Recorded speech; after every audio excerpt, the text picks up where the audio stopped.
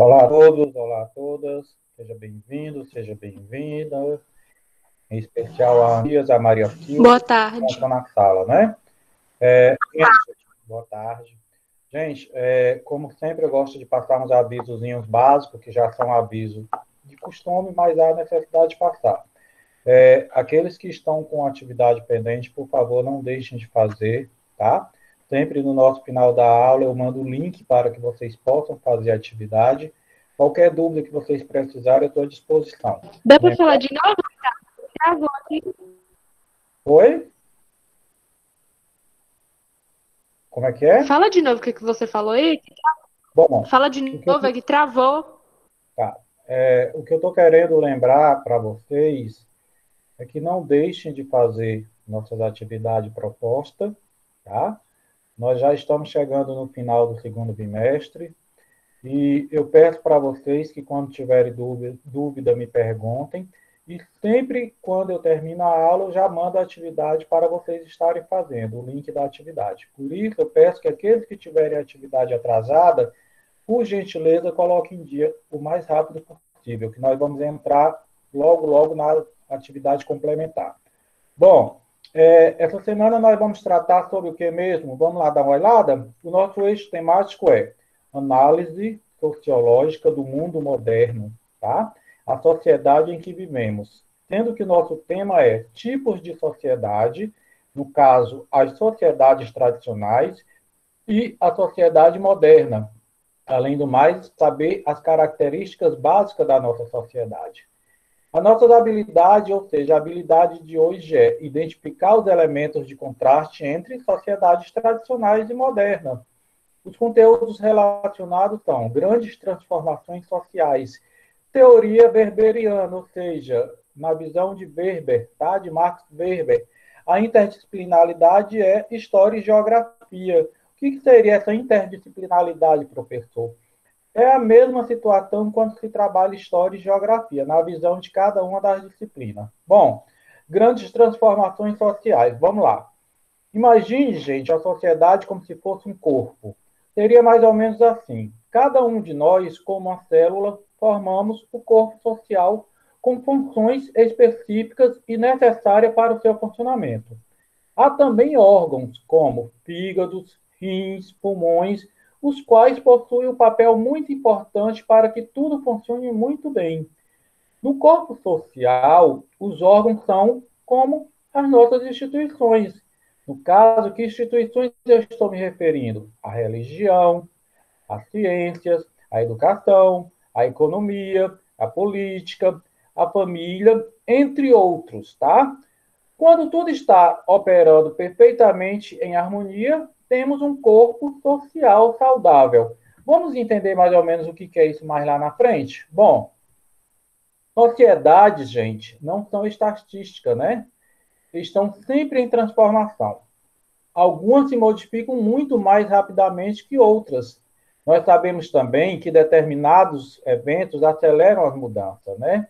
No caso, por exemplo, a Revolução Industrial e o capitalismo tiveram os papéis fundamentais nesse processo e nos afetam até hoje. Na semana anterior, nós vimos como isso transformava o trabalho, o qual este se tornava mais especializado. É até bom a gente compreender um pouco melhor, tá? O que seria isso que eu tanto estou querendo falar sobre essas transformações sociais? Que lá no final da aula eu dou um exemplo bem simples para vocês poderem realmente entender. As sociedades tradicionais se estabeleciam em áreas rurais, e quando muitos possuíam pequenos povoados. O que seria isso? Além de ter sua propriedade rural, ainda tinha uma pequena vila, né, um povoado, né? O cotidiano dessas áreas, né, e sua organização social eram muito diferentes das que se formavam na cidade. Impulsionado pela Revolução Industrial, as cidades começaram a acolher cada vez mais pessoas em busca de emprego e rendimento que faltava no campo. Cidades ainda como poucas estruturas, moradias precárias e trabalho em más condições e com pouco ou nenhum direito. Se as condições de vida e de trabalho eram diferentes de antes, então as relações entre as pessoas também se modificavam, aconteciam de forma diferente. Um exemplo desse é As famílias se tornaram mais nucleares. Vamos ver o que seriam essas famílias nucleares? E em falando dessa questão da moradia do campo para a cidade, quando a população naquela época deixa o campo para ir morar na cidade, começam a aparecer vários problemas, né? Falta de moradia, saúde, educação básica. Por quê? Porque a cidade não estava preparada para receber tanta gente ao mesmo tempo. A Revolução Industrial causou tudo isso, né? Causou em que sentido? Quando as indústrias começaram a surgir aos montes, né? Precisou-se de quê? De mão de obra. E geralmente as mãos de obra nunca estavam só da cidade. Tinha que vir do campo para poder ocupar esses cargos, essas funções dentro das fábricas. E assim a cidade foi vindo muitas pessoas de fora, consequentemente começou a vir os problemas. Vamos ver o que seriam essas famílias, né, mais nucleares que o texto tanto fala, né? Afinal de contas, o que quer dizer? Gente, quando a gente fala de família nuclear, nós estamos querendo falar o seguinte, que as grandes e imensas famílias comuns no campo, né, com vários tios, tias, primos, né, aquela família bem grande mesmo, que tem avós, bisavós, enfim, estavam se tornando menores, né, restringindo a um pequeno núcleo familiar, que seria o quê? Pai, mãe, irmãos e irmãs. O pouco espaço nas residências, com moradias muito pequenas e insalubres na cidade em formação, ajudam a explicar o processo de nuclearização familiar. Tão pouco eram necessárias tantas pessoas numa mesma família para trabalhar a terra, né? Vantagem importante quando a vida e o trabalho aconteciam no campo. O que o texto está querendo dizer? Que no campo, gente, a moradia no campo, na roça, né? Era bem mais amplo, o espaço era maior. Então, geralmente, era uma casa grande, cercado de muitas janelas, de muitas áreas, varandas, alpendre, onde se tinha ali várias pessoas da família. Quando as pessoas resolvem deixar a cidade, aliás, desculpa, a roça, né, o campo para ir para a cidade, eles vão encontrar outras realidades. Realidade, por exemplo, uma casa pequena que só cabia o quê? Pai, mãe e os filhos, né? Enfim, mas não para por aí, tá? Há inúmeros exemplos sobre isso. A gente pode ver o seguinte, as pequenas moradias também tiveram impacto na relação entre homens e mulheres. Como seu trabalho no campo não era mais necessário, agora as mulheres estavam quê? Confinadas em pequenos espaços. No caso, gente, as tarefas domésticas e ao cuidado dos filhos, né? O homem, longe do seu trabalho na terra, tinha na sua casa seu único espaço de domínio, o que envolvia sua relação com a esposa, filhos e filhas. No caso, as relações familiares se modificavam não apenas no tamanho, transformando-se em nucleares, mas em sua própria organização no espaço privado. Ou seja, o que seria nucleares? Essa família que é tornada só de marido, mulher e filhos. Tá? Não entra nesse núcleo avós, tios. Quando eu estou falando não entra nesse núcleo, é que eles não estão dividindo o mesmo espaço, tá? Enfim, se você der uma olhada aí sobre essas questões das transformações, nós podemos estar citando Weber, né? Max Weber, o sociólogo alemão, ele fala o seguinte, vocês sabem, né, que Weber viveu entre 1864 e 1920, né? Atrás de uma importante contribuição para entender todo esse processo de mudança e solidificação de um novo sistema econômico dominante, tá? Para Weber, gente, não foi apenas o poder das máquinas e do dinheiro que solidificou essas mudanças. Houve também o quê? O papel do protestantismo, né? O protestantismo, eu não sei se vocês sabem, né? Que é a mesma coisa dos evangélicos, muito forte na Europa e nos Estados Unidos. O protestantismo, no caso, ele fortalecia o quê? Uma ética favorável ao capitalismo. Na verdade, gente, a ética protestante se diferenciava da católica em vários aspectos que a gente pode estar dando uma olhada aqui no quadro ao lado. Por exemplo, o protestantismo, ele fala o seguinte, adaptar-se ao mundo sobre as regras de Deus, trabalho a serviço de Deus. Sucesso para eles dá igual o quê? Aprovação divina. O catolicismo ele tem a seguinte visão: privação tem valor positivo. Além disso, a predestinação, salvação pela fé. O que eu estou querendo fazer essa mistura aí entre o progresso e a religião? E, por exemplo, os protestantes, que são os mesmos evangélicos, né, do surgimento deles, logo na época da Revolução Industrial, que houve a reforma protestante de Martinho Lutero, né, que era Martinho Lutero era um monge, né, ou seja, um padre da Igreja Católica que largou o catolicismo para fundar sua própria igreja. Foi aí que surgiu os protestantes, né, os evangélicos. No caso dos protestantes, né, os protestantes acreditam que quanto mais você dá em oferenda, em oferta, em dízimo, mais a sua salvação está garantida no reino do céu. Claro, isso é uma teologia protestante. Se é verdade, aí eu não sei. Por quê? Porque cada um tem sua concepção de visão teológica, de visão religiosa, né?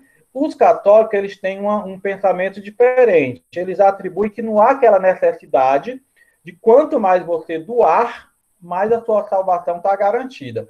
Eles atribuem que dentro do reino de Deus, né, tem lugares para todos, independente de que tipo de contribuição financeira você fez no decorrer da sua vida. Enfim, eu não sei se vocês lembram, vocês são alunos do antigo fundamental, por aluno no ano passado, no PET de 2020 de ensino religioso, há uma boa explicação que vale conferir, tá?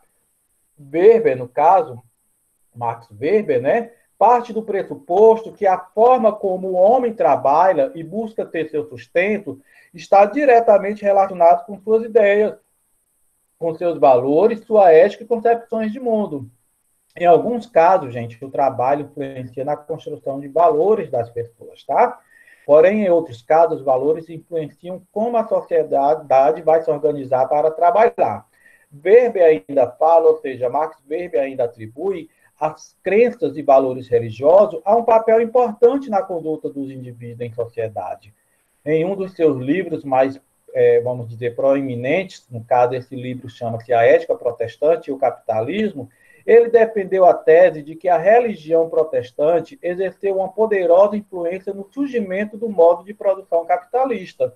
Agora, por que tudo isso, professor? Porque através de estudo da sociedade norte-americana, que tem a maioria da população protestante, Weber percebeu que as pessoas dessa religião, ou seja, do protestantismo, tendiam a trabalhar de forma mais intensa e acumular mais dinheiro do que outros grupos cristãos, como os católicos. Isso, gente, acontecia por quê? Porque os protestantes acreditavam, né, que trabalhar honestamente era uma missão divina e o enriquecimento era um sinal de bênçãos de Deus, né? Ou seja, o protestantismo misturando o trabalho com a religião. No caso, gente, o grupo protestante, ainda de acordo com Weber, né, da época em que Weber fez o estudo, eles eram muito exigentes na forma como seus fiéis deveriam proceder e desencorajavam, né, gasto como bem luxuoso. Ou seja, né, a teoria protestante, ele diz que você não tem que ter luxo, você não pode fazer gasto com luxo, mas quando você pega alguns líderes religiosos, né, que a gente pode citar aqui numa boa, Edir Macedo, por exemplo, Edir Macedo mora num palácio, né, nem uma casa, é um palácio, né, em São Paulo, aquele R.R. Soares, enfim, os pastores falam que ninguém pode se apegar ao luxo, mas façam uma análise, começa a fazer uma pesquisa como que vive cada pastor. Ele não quer que você viva o luxo, mas ele pode viver o luxo, né? Enfim, por isso, gente, o dinheiro ganho nos negócios era o quê? Reinvestido na própria empresa, gerando um movimento, né, ciclo de acumulações de investimento com acumulação. Essa dinâmica, gente, se fortaleceu o quê? O capitalismo nos Estados Unidos. E, claro, né, favoreceu sua disposição pelo mundo. A gente percebe que o capitalismo tem muito a ver com o protestantismo, né? Enfim, esse favorecimento do protestantismo ao funcionamento e expansão do capitalismo foi importante em seu início. Porém, de acordo com Weber, o capitalismo logo passou a marchar com suas próprias pernas. Por que isso, gente? Todo esse processo de mudança social, do homem saindo do campo para ir morar na cidade, né? Do trabalho mecanizado, ou seja, da alta concentração de pessoas na cidade, além do fortalecimento do modelo econômico capitalista capitalista nos permite começar a discutir o elemento de maior contraste na nossa sociedade atual. O caso, as desigualdades, que tanto vem crescendo nos últimos tempos, né? Nos últimos 2 anos principalmente. Eu quero que vocês lembrem que na semana 2 deste PET que nós estamos agora, no PET 2, nós fizemos uma pergunta. Você saberia dizer uma lei da sociologia? Bom, apesar da sociologia não possuir leis, nós podemos afirmar que há uma forte relação entre as desigualdades econômicas e uma série de problemas sociais que convivemos com, por exemplo, a violência, né? Além do acesso à moradia, a falta de alimentos, né? Falta de uma boa educação, de emprego, uma boa saúde, direitos, né? Normais do dia a dia, além de mobilidade social, entre tantas outras, né? Temas, gente, que serão tratados pela sociologia no ensino médio, ou seja, a sociologia trata muito sobre essa questão, sobre política, sobre religião, sobre sociedade, sobre desigualdade social em si, mas sempre no olhar sociológico. Bom, meus queridos, minhas queridas, é isso, tá? Vamos agora para o grupo de WhatsApp, que eu já vou estar passando a atividade de vocês. Mais uma vez, eu peço, por gentileza, que não deixem de fazer as atividades propostas. Se alguém tiver com alguma atividade atrasada, pode me pedir que eu mando o link, tá bom? É só me falar. Vamos lá no grupo agora que eu vou estar postando a nossa atividade de hoje, o link da nossa atividade. Um forte abraço para vocês, tudo de bom e até semana que vem. Mas nós continuamos nossos 10 últimos minutos lá no grupo de WhatsApp. Não vai ter chamada, não? Na realidade, em relação à chamada, eu consigo fazer a presença de vocês só em olhar quando vocês entram na página, entendeu? Deu para entender? Entendi. Sim. Por exemplo, deixa eu só falar para vocês. Para vocês aí não aparecem quem são as pessoas que estão na página, mas para nós, professores, aparece, tá? Então, o que eu faço? Depois eu puxo o relatório dessa nossa aula. Aí eu vejo quem são os alunos que estão frequentes na data de hoje. Tem como a gente puxar esse relatório. Isso o professor, porque na ferramenta do Google Meet, o professor consegue, não é? Na hora que você entra, já aparece seu nome. Quando vai aparecendo seu nome, eu programo para gravar essa aula e gravar as pessoas que estão presentes, tá? Por isso que eu mesmo eu não faço a chamada diretamente, tipo Maria Silva, Ana Dias, Gabriel Couto, Milena, enfim, eu não faço porque eu automaticamente eu puxo o relatório de quem participou da aula e arquivo, tá bom? Um abraço e vamos lá no grupo de WhatsApp. Qualquer coisa pode me perguntar. Tchau.